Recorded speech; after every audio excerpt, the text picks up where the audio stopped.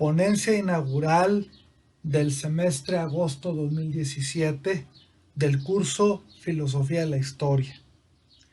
Escuela de Historia, Departamento de Humanidades, UACJ. Los usuarios de las humanidades.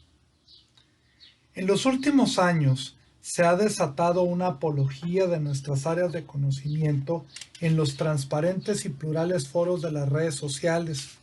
Por igual, se reúnen firmas para exigir la atención a víctimas de un desastre natural, como para pedir la renuncia del presidente Nicolás Maduro, para concienciar sobre la preservación de un monumento histórico en Indonesia, para la repetición de algún capítulo de la fantástica serie de las Kardashian, o para mantener a la literatura, a la historia y a la filosofía en el catálogo de las materias de las preparatorias. Las humanidades motivan, de eso no cabe la menor duda. Son, según el decir de algunos, una de las pocas reservas con que cuenta el espíritu crítico de nuestros agitados días. Sin embargo, creo que es pertinente hacer un alto en el camino para preguntarse qué son en realidad esas preciadas asignaturas, que en los hechos pueden ser la medicina perfecta para quienes han desarrollado alergia por las matemáticas o las ciencias naturales. Tal vez se les respete tanto que ni siquiera se les mancilla con el pensamiento. Por eso, no siempre se les estudia a fondo. Algunos pedagogos no muy versados en ellas opinan que son un campo libre en el que ciertas prácticas arcaicas, como la redacción y defensa de una tesis, ya han sido superadas. Las humanidades, en particular la filosofía de la historia, curso que hoy iniciamos, no son significativas, pero ¿por qué? Es una pregunta incómoda, parecería ad hoc para responderse recostado en un diván, teniendo en mente que lo que se conteste tendrá implicaciones directas con el ejercicio profesional. ¿Hasta dónde estamos dispuestos a llegar en nuestros estudios? ¿Tenemos como meta generar conocimiento? Y si así fuera, ¿qué tanto esfuerzo invertiremos para conseguirlo? Cabe hablar de la vocación dentro de las humanidades. Firmar un manifiesto electrónico o compartirle al mundo virtual un puñado de palabras incendiarias no ha cambiado las cosas. Plantear y concluir una investigación seria, rectificar errores y omisiones, entablar diálogo real con los colegas, en fin, seguir una forma de hacer las cosas a partir de acciones cotidianas. Posiblemente es menos espectacular que sumarse a las grandes causas, pero a la larga es efectivo. Para algunas corrientes pedagógicas, las acciones descritas entrarían en la categoría del ejercicio tradicional de las humanidades, calificativo con el que no tengo problema alguno.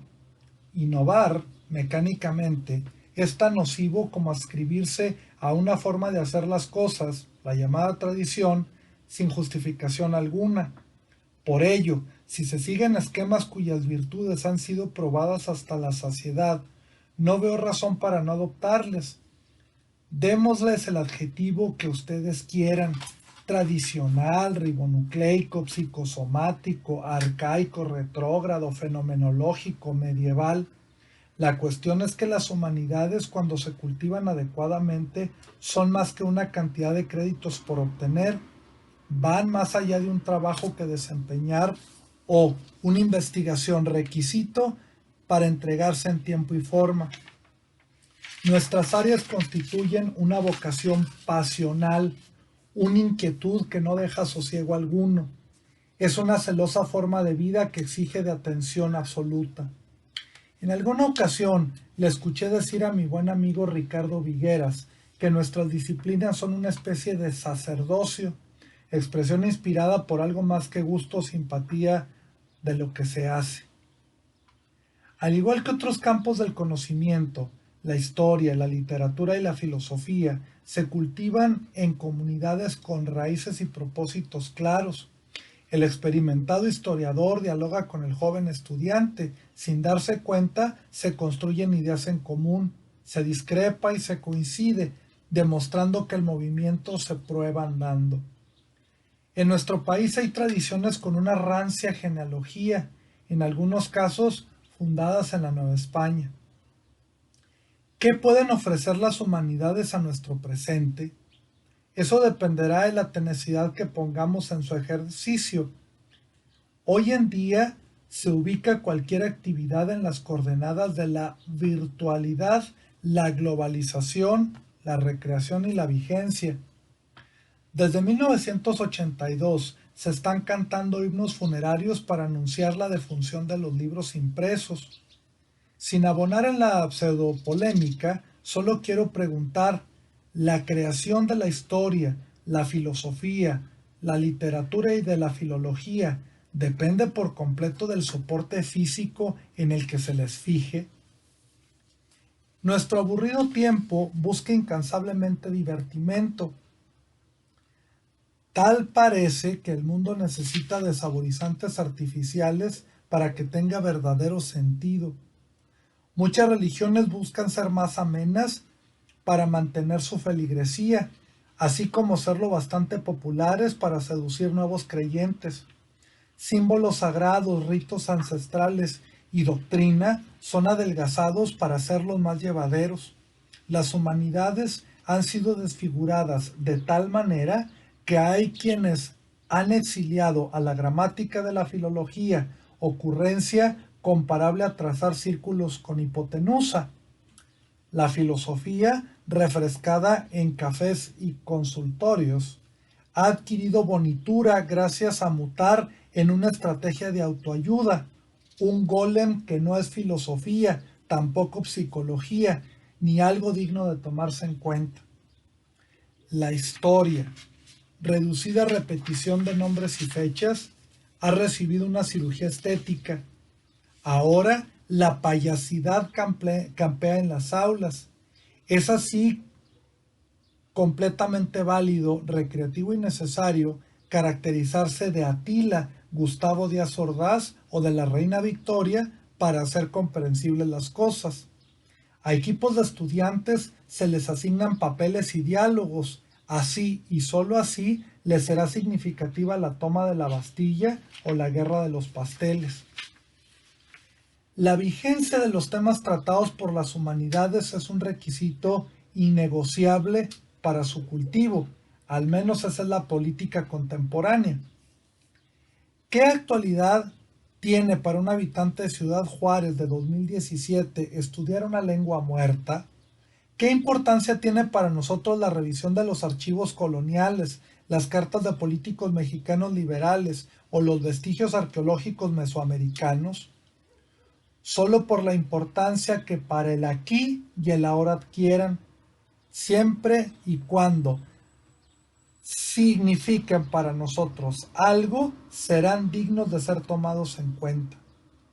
Hemos sustituido a la Tierra como centro del universo para colocar en su lugar a nuestro limitado presente. Los vicios mencionados no significan el fin de nuestras áreas. Lo sería si no existiera la contraparte creativa capaz de superar modas y calenturas momentáneas. Las humanidades han podido sobrellevar guerras, desastres naturales, hambrunas, malos gobiernos, desarrollos tecnológicos revolucionarios y epidemias. A lo que seguramente no son inmunes es a la esterilidad creativa. Más que preocuparnos si las aulas del futuro tendrán pantallas táctiles ultradelgadas o si en unos cuantos años existirán robots capaces de reemplazar a los historiadores, es necesario tomarse el tiempo para preguntar ¿qué hacemos? Pregunta o perece. El más hábil de nuestros burreros no hubiera adquirido su nivel de expertise de no detenerse a conocer y experimentar con la materia prima que a diario trabaja. Conseguir el sabor de tan parco alimento exige tener cierta actitud ante la vida, más que ver pasar las cosas, cuestionar qué es lo que se tiene a la mano. Por muy obvio que parezca, puede ser de gran provecho revisar con calma lo evidente, aunque de convertirse tal actitud en moda, la pregunta con interés degenerará en un balbuceo estúpido y salivante, articulado mecánicamente sin el mínimo deseo por conocer las cosas. El curso que hoy iniciamos es una cordial invitación a cuestionar la historia. En absoluto seré un guía en el camino. Mis colegas profesores dedicados al sacerdocio de Clio son quienes podrán orientarlos con conocimiento y experiencia. ¿Qué es la historia? Es una pregunta compleja, fácil de articular, pero hacerla surgir a partir de una necesidad verdadera es, sencillamente, una de las notas que marcan la vocación del historiador. ¿Para qué la historia? Interrogante lanzado por el investigador sincero que no siempre cree todo lo que hace. Es una duda que salta en el camino de la vida no pocas veces. ¿Para qué la historia? Dista mucho de ser una verdadera reflexión cuando es formulada con afán de solo encontrar la practicidad redituable del conocimiento. ¿Para qué la física, la química o la biología? Tratamiento ofensivo también para quienes se dedican al sacerdocio de la naturaleza. En nuestros estudios hay algo más allá de ganarnos la vida cultivando una ciencia mediante el alquiler de la fuerza de trabajo. Cuando se toma la historia o cualquier otra disciplina para examinársele, es posible encontrar fronteras que no se imaginaban. Puede descubrirse una secuencia diferente del ritmo de los hechos, crear herramientas nuevas o rediseñar las existentes. Cuando se cuestiona lo que se hace, lejos de caer en una actitud de escepticismo estéril, se busca ejercer el oficio en un estado de conciencia. Es una práctica sana de preservación que, de llevarse de manera metódica y cuidada, reditúa en el fortalecimiento de la propia disciplina. La pregunta dirigida no tiene como función primordial derrumbar aquello que, a criterio del investigador, ya ha expirado, sino que tiene como cometido valorar las cosas en su justa dimensión. Si las humanidades solo se usan, es decir, se les aborda como un arsenal de teorías memorizables a las que se les pueden adherir notas a pie de página, se les estará condenando a muerte. La clave para que se gesten robustas tradiciones es el hábito de la reflexión. Gracias a ella se repele una postura cómoda que conduce a la nada.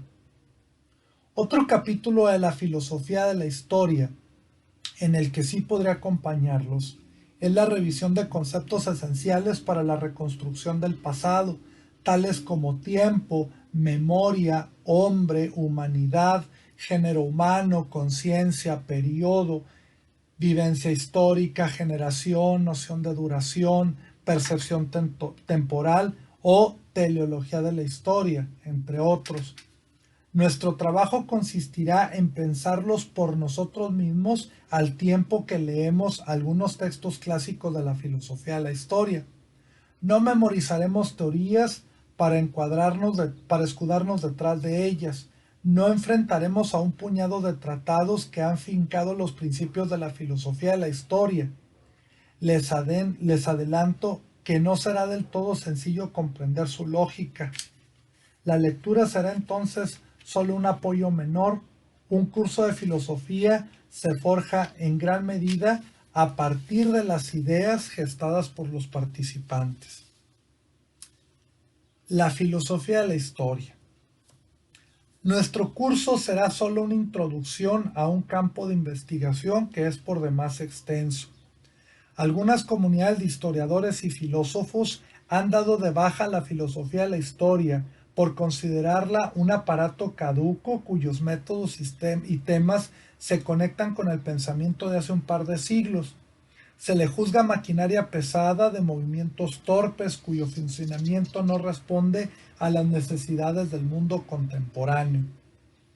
Para cultivarla es deseable la erudición, además de una visión totalizadora de las cosas, muy diferente a la especialización extrema que hoy impera en la mayoría de los proyectos de investigación. Sus procesos de comprensión exigen de gran esfuerzo y tenacidad, porque es menester poder explicar cómo se amoldan las ideas al pulso de las sociedades.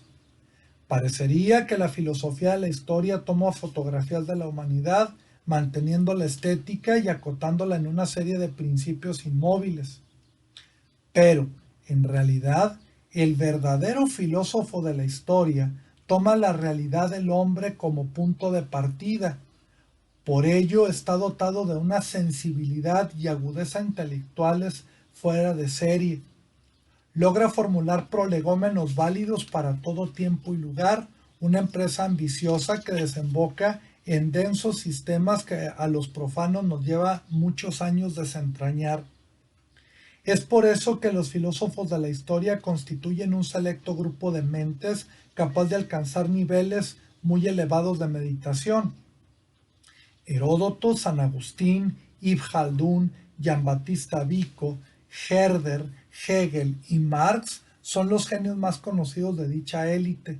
Sin embargo, hay otros filósofos de la historia que son igualmente profundos, empero se valen de otro lenguaje, compartiéndonos sus ideas a partir de relatos literarios. Ténganse como botones de muestra a Dostoyevsky, Goethe, a nuestro Rulfo, a García Márquez o a Augusto Roa Bastos, quienes en unas cuantas líneas logran captar la vida del hombre con su insondable interioridad al tiempo de comprender la mecánica del rebaño. La maestría en el uso del lenguaje les permite internarse en zonas inaccesibles para la filosofía convencional. Un pasaje de Yo el Supremo de Roa Bastos expone la circularidad cósmica que rige a la historia. Su decir pesimista fue confeccionado a partir de las vivencias de un paraguayo que ha experimentado en carne propia las miserias de las dictaduras latinoamericanas, tan regional y universal simultáneamente.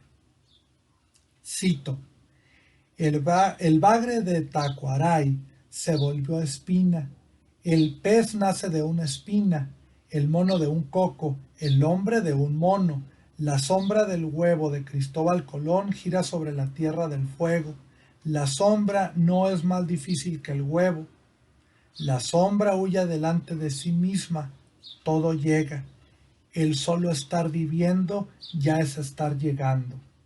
Fin de la cita. Las expresiones de los filósofos de la historia se diseñan para asimilar la vida misma, de ahí que estén destinadas a articular la unidad de las cosas. Sin extraviarse en los laberintos del alma individual, vinculan gustos, ideas y creencias con el impulso bruto de la masa humana. Parecería que no se distinguen épocas y geografía, pero la meditación del filósofo de la historia hace coincidir esferas de la realidad en apariencia incomunicadas, logrando crear una sinfonía armónica. La filosofía de la historia nace a partir de la visión panorámica de los escenarios humanos. El derecho, la medicina, la biología, la alquimia, el esoterismo, el arte, las matemáticas, la teología, el comercio, la química, compañeras constantes cuya contribución a la arquitectura del pensamiento es invaluable. Vico tuvo como caduceo de su sistema al derecho y a la filología, Heródoto a la física griega y a la poesía, Herder a la biología y la mitología comparada, formas de pensar que, lamentablemente, nos son incomprensibles. Dado que contamos con tiempo limitado, en nuestro curso revisaremos solo a 3 filósofos: la Makudimajá, Introducción a la Historia Universal, de Ibn Khaldún. Para hacerlo será preciso echar mano de alguna buena traducción del noble Corán y de textos de filósofos árabes como Al-Farabi y Avicena. Principios de una ciencia nueva en torno a la naturaleza común de las naciones, de Giambattista Vico, obra que para algunos constituye el principio formal de la filosofía de la historia. Por último, algunas obras de Antonio Caso, filósofo mexicano, quien no escribió propiamente una filosofía de la historia, pero quien se interesó por entender lo que la historia es. Los autores no fueron tomados al azar, además de ser profundamente influyentes, nos conducen a tres momentos cruciales del pensamiento, a saber, las circunstancias propias de los habitantes del Magreb, provenientes de la España islámica, condiciones que nos son cercanas por nuestro origen hispano, la confección de una filosofía de la historia en el entorno de la Italia moderna, donde las tradiciones antiguas y medievales convivían con la novel ciencia jurídica, además de las ciencias naturales y la pujante filología clásica que estaba echando los cimientos de lo que hoy ha llegado a ser. Por último, las reflexiones de un filósofo mexicano muy cercano al régimen porfiriano y, a la par, a las nuevas corrientes de pensamiento nacientes a principios del siglo pasado. ¿Cómo se ha pasado la historia? ¿Cómo se ha pensado la historia en nuestros días? La obra de Caso nos dará un norte para contestar tal pregunta. Hoy iniciamos nuestro curso. Ojalá obtengamos provecho de las discusiones y las lecturas. Quiero cerrar mi presentación citando unas palabras de San Agustín. ¿Qué tiene de particular que, perdidos en este laberinto, no encuentran ni la entrada ni la salida? Ignoran cuál ha podido ser el origen del género humano y de nuestra condición de mortales, así como su final. No son capaces de penetrar las profundidades de Dios. Ellas no explican cómo, siendo el eterno y sin principio, ha hecho surgir el tiempo de un momento inicial y al hombre, que nunca antes lo había hecho, lo hizo en el tiempo, no en virtud de una decisión nueva e improvisada, sino inmutable y eterna. ¿Quién era capaz de sondear este abismo insondable, de escrutar este misterio inescrutable por el que Dios, sin cambiar de voluntad, antes de que ningún hombre hubiera aparecido, creó al hombre en el tiempo y de un solo hombre hizo surgir toda la humanidad? Con razón el Salmo, después de expresarse así, tú nos guardas, Señor, y nos librarás para siempre de esa gente,